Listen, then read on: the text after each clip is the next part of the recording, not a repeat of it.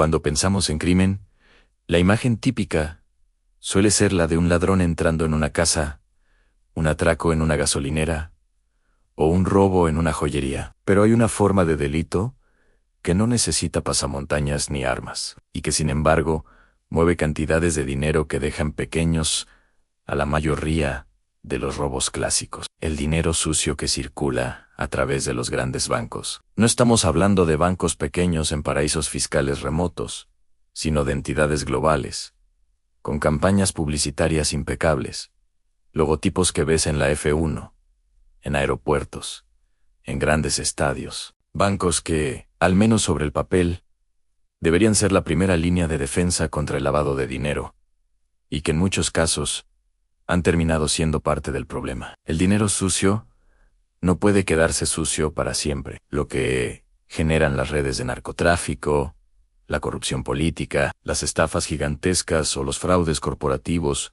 necesita entrar, tarde o temprano, en el sistema financiero formal. Solo así puede transformarse en casas, empresas, inversiones, fondos aparentemente respetables. Ese proceso se llama lavado o blanqueo de capitales. La teoría dice que los bancos están obligados a evitarlo. Tienen que conocer a sus clientes, vigilar transacciones extrañas, informar a las autoridades cuando detectan algo sospechoso. En la práctica, la historia reciente demuestra que esa primera línea de defensa ha fallado demasiadas veces. Uno de los nombres que suele aparecer cuando se habla de esto es HSBC. Investigaciones periodísticas y documentales han mostrado cómo, durante años, esta entidad permitió que pasaran por sus cuentas grandes cantidades de dinero vinculado con organizaciones criminales y esquemas fraudulentos. Hubo casos en los que, aún después de pagar multas históricas por fallos en la prevención del lavado, siguieron detectándose flujos sospechosos moviéndose a través de sus sucursales. Es como si una ciudad hubiera descubierto un enorme agujero en su muro, lo hubiera parcheado a medias, y aún así, dejara pasar a miles de personas sin preguntar quiénes son ni qué traen. En el escándalo de HSBC se documentaron episodios en los que dinero vinculado con carteles de la droga, esquemas Ponzi y redes de corrupción utilizó cuentas del banco para circular por el sistema financiero. En teoría, tras un acuerdo con las autoridades y una multa multimillonaria, el banco se comprometió a mejorar sus controles. Sin embargo, filtraciones posteriores mostraron que, en algunos casos, siguió procesando transacciones de clientes de alto riesgo, incluso cuando existían avisos y señales claras. El mensaje que muchos vieron ahí fue inquietante para ciertos actores. Una multa puede ser solo el coste de hacer negocios. Otro caso emblemático es el del Danske Bank y su sucursal en Estonia. Durante años, por esa pequeña filial, pasó un volumen gigantesco de dinero, procedente de clientes no residentes, muchos de ellos vinculados a Rusia y otras jurisdicciones de alto riesgo. Informes posteriores hablaron de alrededor de 200.0 millones de euros en transacciones, potencialmente sospechosas.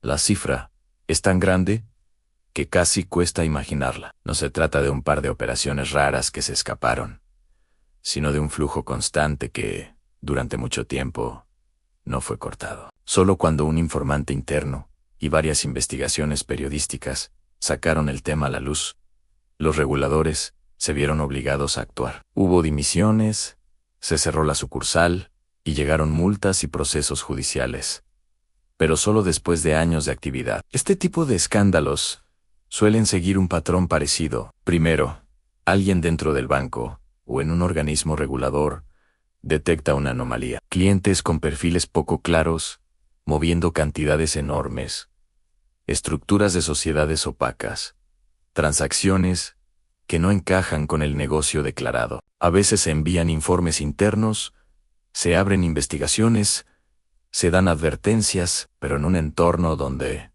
un cliente puede generar muchas comisiones y beneficios, no siempre es fácil decir no. Hay casos en los que los equipos de cumplimiento, los encargados de frenar este tipo de operaciones, han denunciado presiones para no molestar demasiado a ciertos clientes importantes. La lógica de fondo es peligrosa si un banco es demasiado estricto. Esos clientes se irán a otra entidad. Y en un mercado competitivo, perder negocios grandes duele. Este conflicto entre ética, ley y beneficio es el corazón del problema. Sobre el papel, todos los bancos tienen políticas contra el lavado de dinero. En la práctica, la prioridad real de esas políticas depende de cuánto estén dispuestos a sacrificar en ingresos. Cuando vemos escándalos como los de HSBC o Danske, lo que sale a la luz no es solo la historia de un cliente o de un gerente deshonesto, sino la cultura completa de cómo una institución valora el riesgo. Hay que entender también cómo funciona en la práctica el sistema de alerta. Los bancos tienen programas informáticos que analizan millones de transacciones y buscan patrones extraños en montos inusuales,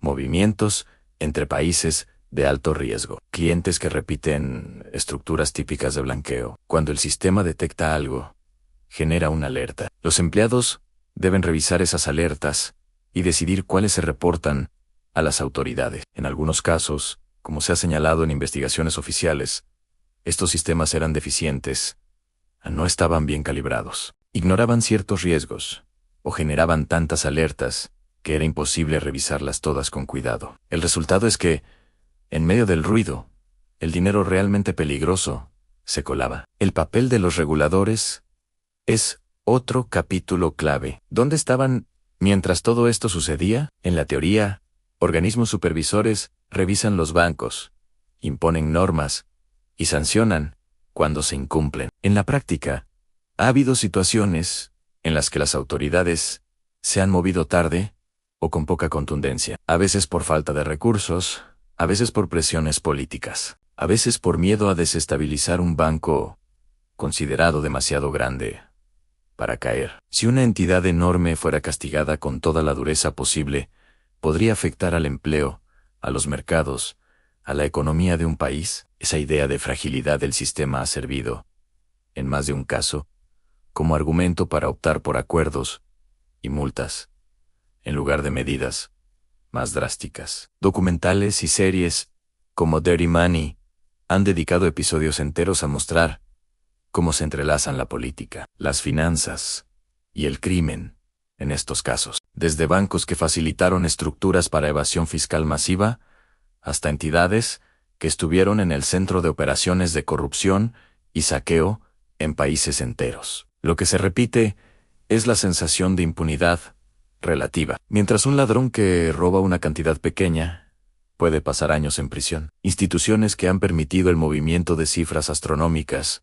a menudo se enfrentan a sanciones económicas que, comparadas con sus beneficios anuales, son asumibles. Esto no significa que todos los bancos sean mafias con licencia, ni que todo el sistema financiero esté podrido. Sería una simplificación injusta, pero sí obliga a mirar con ojos más críticos el relato oficial de la autorregulación. Muchas mejoras en las leyes contra el lavado de dinero han llegado después de escándalos públicos, no antes. Ha hecho falta que periodistas, filtraciones y documentales expongan el problema para que los gobiernos y los reguladores se pongan duros. En ese sentido, cada caso que se destapa es también una oportunidad para reforzar el sistema. Si se quiere aprovechar para la gente de a pie, puede parecer que todo esto está muy lejos. Grandes cifras, bancos internacionales,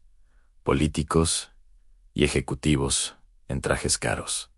Pero el impacto termina bajando. Cuando un banco paga multas enormes, ese dinero sale de algún sitio, de sus accionistas, de sus clientes, de servicios que encarecen. Cuando el sistema se percibe como injusto, la confianza en el dinero y en las instituciones se erosiona. Y cuando el dinero sucio se mezcla sin problemas con el limpio, los criminales acaban disfrutando de los mismos beneficios que cualquiera que ha trabajado dentro de la ley. En este documental, al seguir la pista del dinero sucio en los grandes bancos, lo que realmente estamos haciendo es preguntarnos ¿Qué tipo de sistema financiero queremos? ¿Uno en el que todo vale mientras genere beneficios?